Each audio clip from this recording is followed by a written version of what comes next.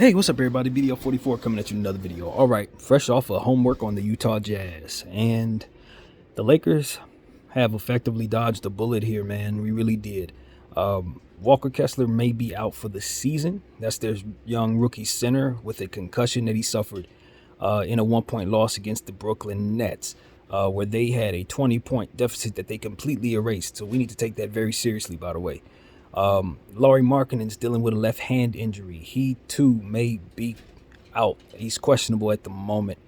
But he did play in the Nets game, had 20-something points. So we need to be aware that that might not necessarily translate to him not playing in this game.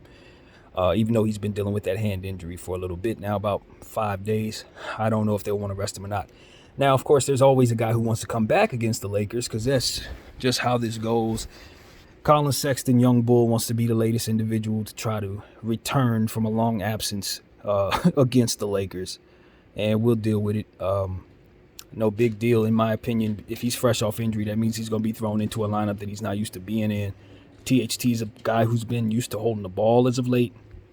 He started a bunch of games in a row for them as of late and has been balling out of control. THT is playing completely out of his mind right now. He ain't the THT we remember at all. At all. We only saw very, very small glimpses of what it is that Utah's been enjoying all season long. And so we need to respect that he's basically the star player down there. Clarkson's out as well. We're going to be out of someone else too. That person's name hasn't crossed my mind right now, but definitely going to be down some ball handlers. So we got to respect that just because Colin Sexton's coming back, it'll probably still be in THT's hand, and he's a mighty big person. That's the thing we need to remember about THT. He's not small, he's huge, so we're going to have to guard him, and we're going to have to put Vanderbilt on him likely, which shouldn't be too much of a problem. Depending on whether or not Markkanen plays, that will probably determine a lot of what the matchups will be, but we do have to respect the shooting ability of Markkanen if he does play. Ochai Agbaji, a young rookie who also shoots the ball extremely well. We got to respect him at the two-guard spot. Kelly Olynyk, who can shoot the ball well as well. Somebody who's been back from injury for a little bit, but still isn't quite where he needs to be with his conditioning. But is contributing just the same, and we'll have a lot of minutes without Walker Kessler down there. So that's who we're going to be dealing with. Also, be ready for a young center by the name of Azubuike. I'm not sure what his first name is, but he is huge. Dude is massive. Absolutely massive. So we're going to have to be ready for him. Definitely a 7-footer, probably about 280 or something. So that's the center who's likely going to get some backup minutes with Walker Kessler now out. So, yeah, that's what we're looking at there. Of course, with Young Bull coming back, he's a killer. He's looking to put the ball on the ground, shoot it, put you in a blender, play some defense. But with his conditioning probably not being where it needs to be, I'm not sure how much he's going to contribute tonight, but do understand that's a big player when he's right. Who else? Yeah, the Utah Jazz obviously have a couple of our players that we've known earlier in the season. We had Juan Toscano Anderson's on this team, Damian Jones. Of course, we traded those guys to this team and received, of course, our guys here, Beasley and, of course, all of the players that we were able to pick up in that trade, D'Angelo Russell, Vanderbilt. We were able to make that deal in a three-way deal with the Minnesota Timberwolves, as to which they were able to send Conley from Utah to Minnesota, and of course some other things moved around as well to make all of this possible. So the Utah Jazz definitely going to be motivated to play us. A bunch of old Lakers on this team. Definitely a lot of high-quality energy, even though they're pretty much bowing out of the playoff situation. As of late, they've lost several games. They've only beat the San Antonio Spurs out of pretty much all the last 7 and 8 games that they've played. So at this point, you look at the Los Angeles Lakers, you say, not only are they down some players, they're bringing people back into the lineup, and on top of that, they're a little undersized and a little under-talented in that bench. So in my mind, I'm saying to myself, this is an easy win, LA. This is not going to be a game we have to worry too much about. We should be able to have everybody down there that we need to succeed, and if we do, there shouldn't be a reason we don't win. Anthony Davis is expected to be probable for this game, which means he's going to be playing. LeBron James is questionable, but given the fact that everybody else is, questionable, there's so many different questionable players, I think it's a good chance Bron may sit this one, since it's a back-to-back tomorrow that we have to play here in LA, fresh off a plane flight from Utah. So that's not going to be fun at all. I would not be mad if the King doesn't play as much in this particular matchup. However, we are going to need people to take this game seriously. Everybody out there is a professional, and this game is highly important to what it is we need to do, which is get out of the play-in tournament. We are currently in 7th place, I believe, 1/2 game behind the LA Clippers. And if we win this game, of course, we will be tied with the LA Clippers with an opportunity to beat the LA Clippers to take the 6th seed and ultimately skip the play-in tournament. So that is ultimately our goal right now. Of course, the entire goal is to win out, to keep that 6th position if we were to get it. But first things first, we got to take care of the Utah Jazz and put ourselves in position to earn that matchup in that way. So, what do the Lakers need to do tonight? Well, we need to get D'Angelo Russell back on the floor. Of course, he didn't play in the second half of the last game. Not much was really said about what was going on there other than the foot was sore. So we need him back on the floor to take advantage of the Utah Jazz, because the more talent we have out there, the better our odds. Next thing we need is for our coach to put the right people on the floor. He's been doing a fantastic job as of late in the last 2 games. We've been very pleased with the rotations. We need no setbacks today or any going forward. We got a good thing going here. We just need to keep up what it is basically that we're doing. Also, we need Anthony Davis to continue to be aggressive. He's been averaging basically 38 to 40 points over the last 3 games. He's been killing it on the road, and this is yet another road game. He's going to get a chance to showcase his talents, because this team is going to be down some very serious defensive help in the paint. So this is his opportunity to go in and go to work and put this team away early and get some rest for himself in the second half. So that's what I want us to do. It should be a blowout. With respect to the Utah Jazz, they should not be able to compete with us tonight with so much change in their lineup and so much missing from their lineup. We have too much on the line. We are too superior of a team in terms of our talent and what we can put on the floor right now, quite honestly. And anything less than a win is just ridiculous. So that's what I'm telling you guys. That's what I believe. And at the end of the day, the Los Angeles Lakers are a team that we know is capable of doing plenty at this point. Everybody's calling us a contender right now. Everybody's looking at us like we're supposed to be doing a whole lot. And at this point, I expect it. I do. We have talent that's playing out of control right now. A guy by the name of Rui Hachimura has stepped up and played fantastic on both ends of the floor on this road trip, and it's been stellar, both in the plus minus and to the eye test. Stats tell you that he's balling, and if you saw him play, you would have been astonished at how well he was able to weak side help and block shots in that Rockets game that we just had. There was no issue at all with him on the offensive end as well, scoring the ball repeatedly, getting into his spots, taking advantage of people, etc. It was a lot to like about his performance out there in both this game and the previous one before it, the Minnesota Timberwolves matchup. So we want to just continue to see him get his opportunities. We want to see him take the defensive side of the ball seriously, continue to look for his spots to pass where it's necessary, and of course pick his spots and take advantage of where he can score, because we know he can score rather easily when he gets in rhythm. So as a mid-range specialist as well, I think he can take advantage of a lot of different spots that many teams don't want to defend very often. And so players who have that ability often score quite a bit and have a lot of success in this league if utilized correctly. And I think we're learning how to utilize Rui Hachimura. So as I told you guys before he started playing well, I was ridiculously excited about this player. And now you guys are seeing what I already saw in my head. He could do this. He just needs to be able to give the team what they need. I'm trying to figure this out. It's not working out for me. But he needs to be able to give the team what they need in order for them to put themselves in a position to be able to play him. You know what I mean? He has to be able to do those things that he's not known for. But it's very early in his career. So as I've said many times, we're able to put him in a position to kind of be groomed into what it is we want him to be. If we need him to be a better defender, we can start preparing him to be that now. We need him to be able to take care of, certain responsibilities in different ways. Those are things we can start asking him to do for us now, and they'll be second nature for us later on. So that's what we're hoping for right now. Continuing to invest in his playing time is a good idea, even though LeBron James is back. As I said when we decided to bench him for Bron, that I think he's somebody who's supposed to be on the floor with Bron. They had good synergy in the small times that I saw them play together, and they both are huge players, so they can complement each other defensively, particularly where both of them are somewhat deficient in weak side situations.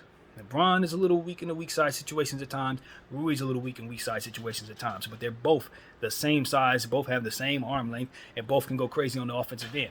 Obviously, I'm not comparing them to one another, but I'm telling you, these two pieces should be on the floor together. It's no different than I look at Keegan Murray and Harrison Barnes. keep them on the floor together. You definitely want both of them out there complementing one another. And so that's what I see right there for our team. Bron and Rui Hachimura, I want them in lineups together because Bron is going to get more assists off Rui than he normally would off some of the other players that we put him in lineup with, particularly in the first half of the season when we had him in small lineups with guys like Patrick Beverley and Russell Westbrook. Not enough production that you expect to get, not enough size on the floor that you expect to complement Bron. Now we got the lineups that we can keep him in where guys are offensive, guys are looking for their spots, guys are also able to rebound just as well as he is in situations where he needs help on the glass. So that's what I like about Rui Hachimura, and we need to continue to play him with Bron. Play him with guys that we know can both play defense and offense so we can get the most out of LeBron James. Because if you put him on the floor with one-way players, a lot of times you're not going to get the most out of the king himself. So that's one of the things I'm starting to learn. Keep him down there with the two-way guys. Keep him down there with Rui Hachimura. Keep him down there with D'Angelo Russell. Keep him down there with Austin Reeves. Those are the three players I definitely want to see him on the floor. And, of course, Anthony Davis. That goes without saying. We want the king to run as much pick and roll with AD as humanly possible going into these playoffs because we know that's very difficult to defend. So, also, I want to see Malik Beasley continue to gain his confidence. This is yet another building that he should be comfortable in. As we said, our road trip is basically about our new players because we're going back to their old spots. And I don't know if that's by design, by the schedule makers. It looks kind of conspiracy-ish, if you ask me. We're seeing Minnesota and Utah on the road when we just made trades to get their players. But it's all dope to see either way, having our guys go back to play their old teams and vice versa. So that's what we got here. I expect Malik Beasley to be able to shoot comfortably in this building, probably more so than most. And so I would like to see him do good things with the minutes given. And I like that I saw him kind of bounce back over the last two games with a little more confidence. Even though his inefficiency was still present last game, I thought we utilized him a bit better these last two with our rotations. And I think he's been pretty good for the most part with his plus-minus reflecting that as well. So we just need him to continue to do the best he can to help his team and shoot his way out of this slump. And we need our coach to do the best he can to utilize him prosperly and not overuse him. That's really where I'm at with that. We were happy to see some garbage time for a change. You know, for all this winning that the Lakers have been able to do, we've been playing close games a lot of the time. So we were able to see Devon Reed. We were able to see a little Max Christie. We were able to see a little Lonnie Walker. I kind of want to see a little more of them going forward. I think that's what makes our team ultimately as good as it is, that we have contributors all up and down the roster to make us a very deep team. I think we diminish the idea of us being as good as we want to be.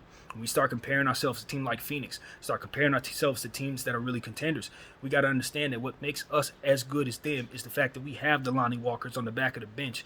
We have the Max Christies on the back of the bench. We have guys who can contribute in areas that they cannot.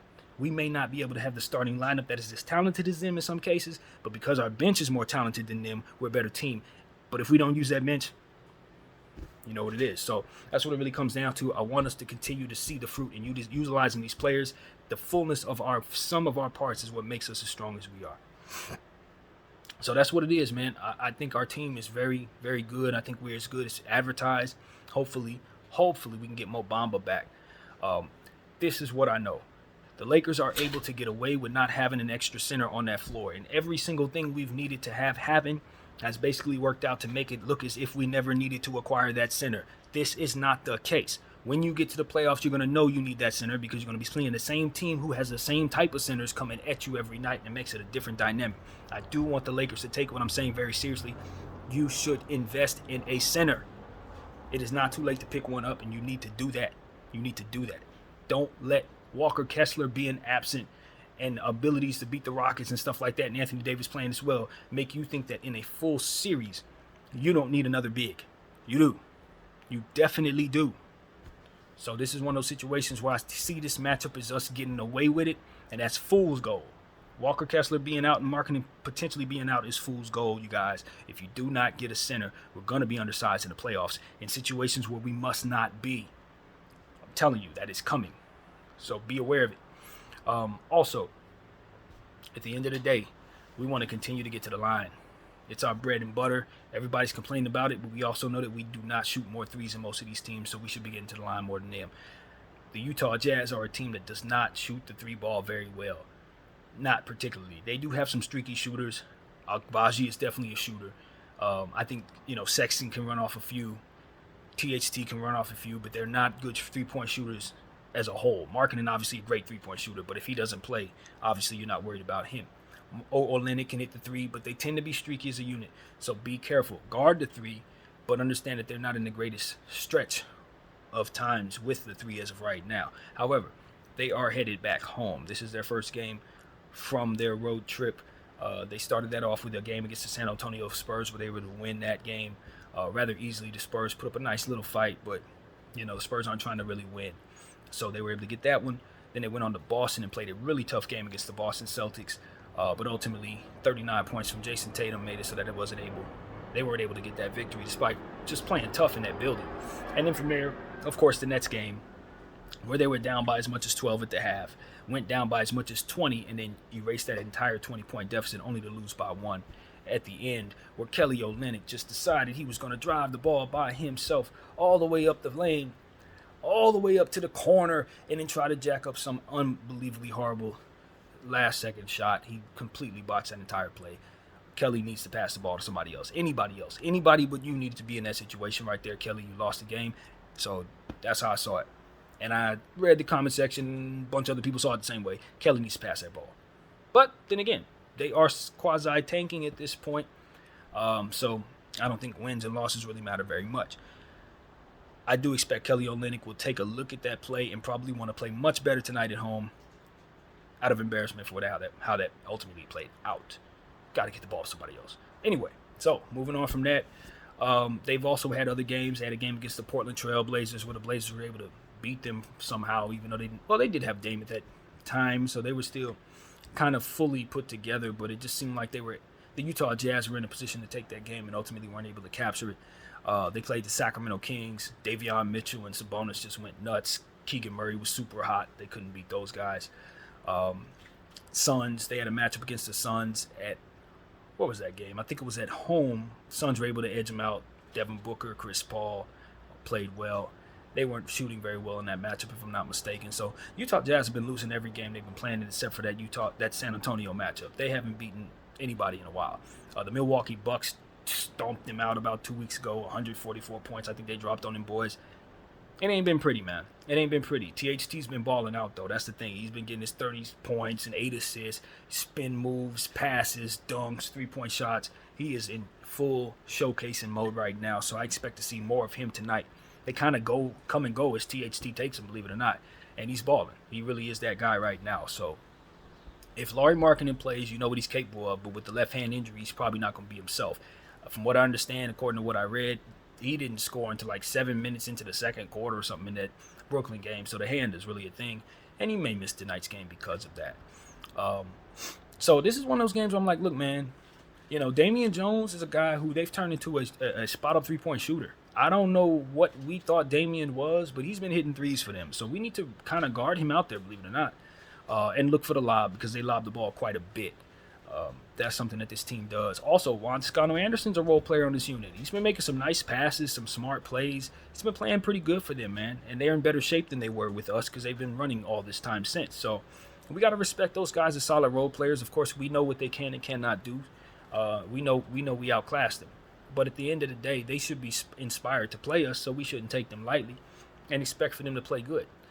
So that's really where my head is with the Utah Jazz. I'm not expecting the Lakers to lose tonight. I'm really not. I think with all this on the line, with this being the first of a back-to-back, even though we're at the tail end of our road trip, I don't think our team is particularly tired, so to speak, not as it pertains to looking at how we looked in the last game. We looked like we were pretty spry, well-rested, too, since we got a little garbage time in that game. So with Anthony Davis in such a good groove, and the fact that this game is in a small market, because y'all know how I feel about us at home sometimes, I think this game is prime for us to take it. Now, it could be a trap game because of all of that, but it's only a trap game if the Lakers come out and absolutely lay an egg and don't play well. There are ways to stay in this game and take over. They just don't have the talent to beat you. So this should be an easy win for the Lakers. I'm not going to even hold you guys. I'd be very disappointed if the Lakers don't win this game by more than 10 points. Even though the Brooklyn Nets ultimately watched them erase their 20-point deficit. So you got to understand they're scrappy. THT had 15 points in the fourth quarter against Brooklyn, and Brooklyn got a lot of wing defenders. So that's something to be said for how much of a groove our young champ is in right now. And so that's what I want to say to everybody, man. I hate the fact that THT is playing so well right now. I hate it, bro, because I know that the only reason why we gave him up is because we thought his contract was bad. But the contract he's on is excellent when he's playing like this. So it's like, what the hell, Lakers? What the hell? But nevertheless, he's spreading his wings and he looks great out there. And with Young Bull coming back, and with Markkinen kind of, you really don't know exactly how much offense is coming at you. They could be really, really potent tonight. I would want to score 120 points as usual. And that's what we've been doing. We've been scoring pretty high lately. You know, teams haven't been able to keep us from scoring in the high range as of late, with Anthony Davis going off like this, Rui chipping in, Braun back, Austin doing his thing, D'Lo doing his thing. It's a lot of scoring out there for the LA Lakers. So I just want us to keep our foot on the gas and don't score under 110 points tonight. Don't do that. Try to go out there and keep the pace up. Try to go out there and continue to get Anthony Davis in quick action plays, as we've been talking about, appreciating over the last several games, and continue doing what we've been doing. If we do that, I legitimately believe there's a good 100,000 scenarios where we'll be up by more than 10 at half. It's just going to happen that way on most nights with these two lineups going at them each other in this way. You don't expect for Utah to knock you out, but Utah's a team full of professionals, and they do have big play players.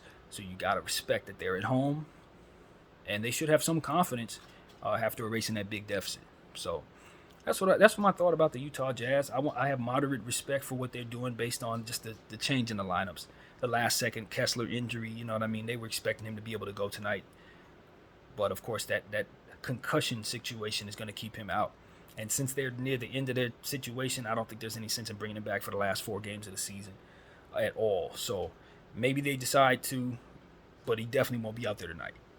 So that really helps. And given that circumstance, you look at Markkinen in the hand, you probably say the same thing. Why not just sit Markkinen? You know he's not 100%. You don't want to risk it. It's only a couple games left, and you're almost mathematically out of it. I don't know if they necessarily are mathematically out of it if they lose tonight, but they'll be very close if we knock them off tonight. So, yeah, this is an easy win for the Lakers if they do their part, man. Let's just call it like it is. This is a tanking team at this point on the tail end of their season. Half of those guys should be ready to go to Hawaii or something by now. THT showcasing his talent. Agbaji should be looking to shoot the ball. And those are the players that I'm thinking are really going to be looking to do something tonight. You know, it's their time, basically. It's their time to showcase. So that's what I expect to see. A lot of THT, a lot of Agbaji, a lot of Kelly Olynyk, Young Bull, Chris Dunn, who's been playing very well. He needs to be mentioned in this situation. Chris Dunn, a backup point guard, guy who was considered a bust for a long time, drafted like 7 years ago. But he's worked on his game. He's got it out the mud. And now he's in a position to get back into the league. And he's earned his spot with the Utah Jazz. They signed him for the rest of the season, and I'm pretty dang certain he's staying in the league from here on out. His three-point shot has significantly improved since then. His defense has always been good.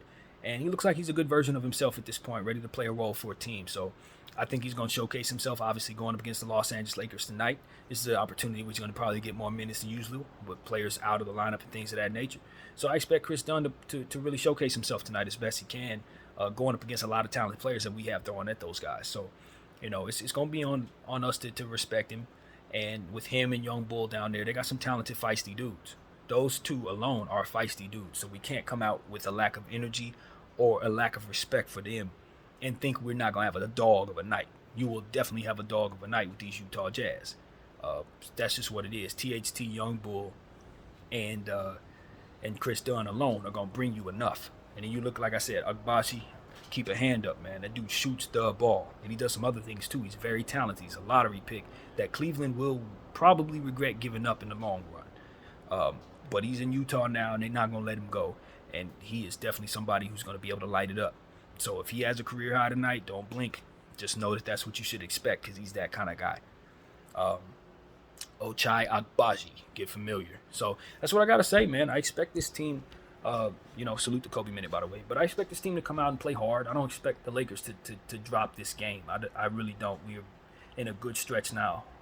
Won 6 out of the last 7 games. And we've done it in a pretty impressive fashion. We're starting to round in the form in terms of who we are and what we can do. Guys are starting to step forward who haven't been playing as well as of late are now starting to do so. And I just want to see some good play. I'm looking forward to seeing Dennis Schroeder bounce back. He's kind of been in and out since guys have been returning to the lineup. It's been hard for him to find his footing. I want to see him do good things. He had a good plus minus, but very little production, and that's not something we see very often. So I expect him to bounce back any moment now. Yeah, Austin Reeves, of course, you expect him to get his. That goes without saying. This is an opportunity for him tonight as well to showcase himself. I wouldn't be surprised if he really, really goes off tonight. The opportunity is just going to be there. Same thing with D'Lo. This is just a night where those guys can cruise. I mean, the talent that's coming up against them shouldn't be able to guard them. With all due respect, they shouldn't. So that's kind of what I'm looking at there. You know, with so many people missing, you might see players like Smanovic, I believe is his name. You might see him.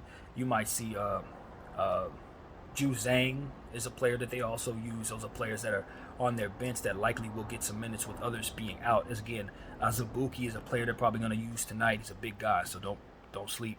And so they have plenty of size, plenty of players. Like I said, our guys, THT, JTA, they're going to be on the floor a lot. Damian Jones, they get playing time with this Utah team.